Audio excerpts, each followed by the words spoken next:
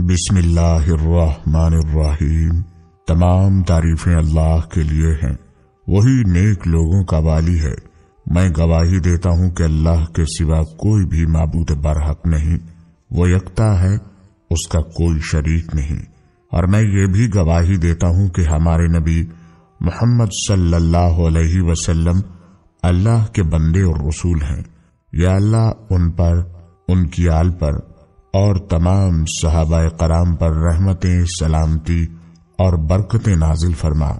السلام علیکم Islamic teacher کے پیارے دوستو، میری بہنوں اور میرے پیارے بھائیوں، بہت ہی لاجواب عمل جو آپ کے لیے آج لے کر آیا ہوں، یہ عمل سورہ رحمان کی ایسی آیت مبارکہ کا عمل ہے کہ جو ہر بندے کی زبان پر بڑی آسانی کے ساتھ آ جاتی ہے، اور یہ آیت ہے فَبِأَيِّ آلَاءِ رَبِّكُمَا تُكَذِّبَانِ۔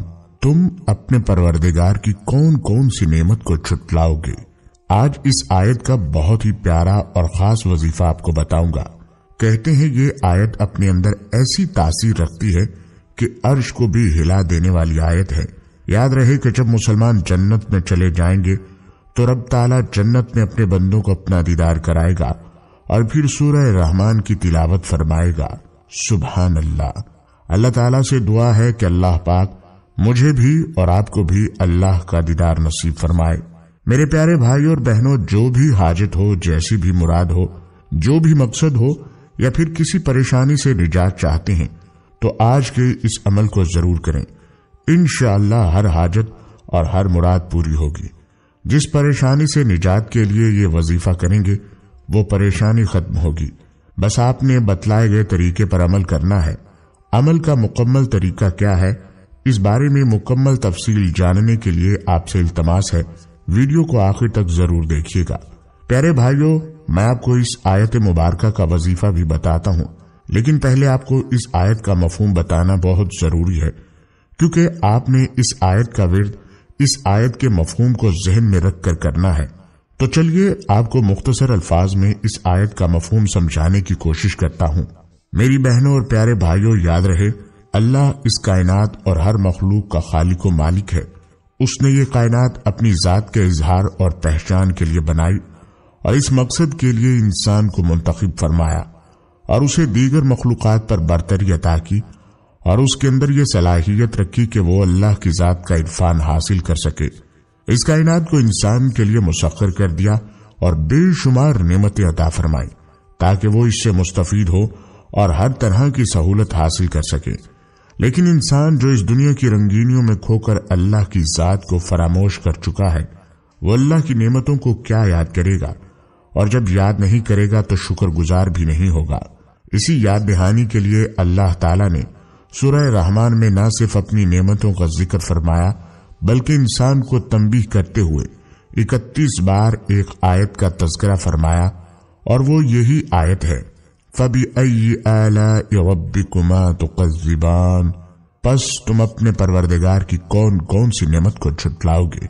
پیارے بھائیوں، اس آیت کے بارے میں تذکرہ کرنے سے ہی اس بات کا اندازہ کر لینا چاہیے کہ اللہ پاک چاہتا ہے کہ انسان اللہ کی عطا کردہ نعمتوں کا نہ صرف ادراک حاصل کرے بلکہ اس کو فراموش کرتے ہوئے اس کا انکار نہ کرے۔ اسی لیے اس آیت میں دو چیزیں بیان کی گئی ہیں، ایک اللہ کی نعمتوں کا تذکرہ اور دوسرا ان کی تقذیب یعنی ان کو چھٹلانا۔ اگر ہم اللہ کی عطا کردہ نعمتوں کو شمار کرنا شروع کر دیں تو یہ ایک ناممکن عمل ہے۔ جس طرح دریا کو کوزے میں بند نہیں کیا جا سکتا، اسی طرح اللہ کی نعمتوں کا شمار بھی ناممکن ہے۔ قرآن پاک میں اللہ خود فرماتا ہے، اور اگر تم اللہ کی نعمتوں کو شمار کرنا چاہو تو شمار نہ کر سکو گے، بے شک خدا بخشنے والا مہربان ہے۔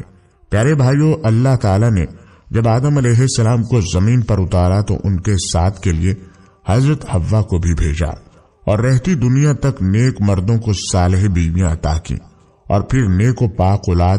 یہ سب اللہ ہی کی نعمتیں تو ہیں۔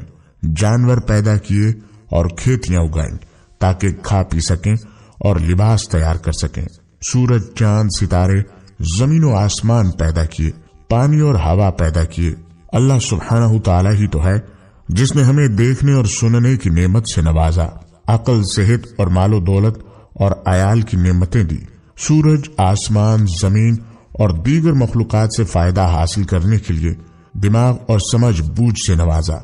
قرآن پاک میں اللہ نے اپنی عطا کردہ نعمتوں کا تذکرہ جا بجا فرمایا ہے۔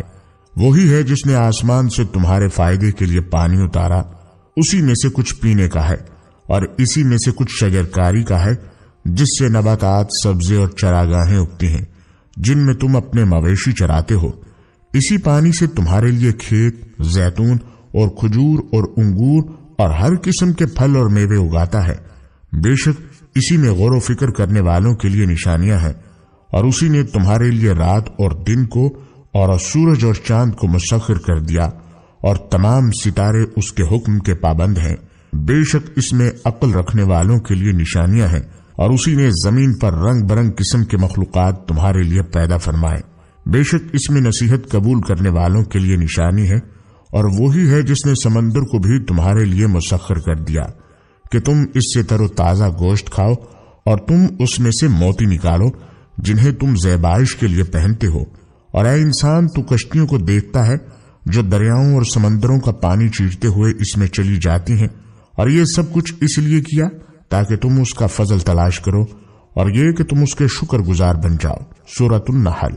پیارے بھائیوں، معلوم ہوا اللہ تعالیٰ چاہتا ہے کہ اس کے بندے اس کے شکر گزار بنے اور اللہ کی نعمتوں کی ناشکری نہ کریں اور نہ ہی ان نعمتوں کا انکار کریں۔ اس لیے ہمیں چاہیے کہ ہر حال میں اللہ کا شکر ادا کریں۔ تو چلیے اب آپ کو اس آیت مبارکہ کا وظیفہ بتاتا ہوں۔ آپ نے یہ وظیفہ کیسے کرنا ہے۔ اس وظیفے کو آپ نے پاک صاف ہو کر، صاف ستھرے کپڑے پہن کر کرنا ہے، یعنی باوضو ہو کر کرنا ہے۔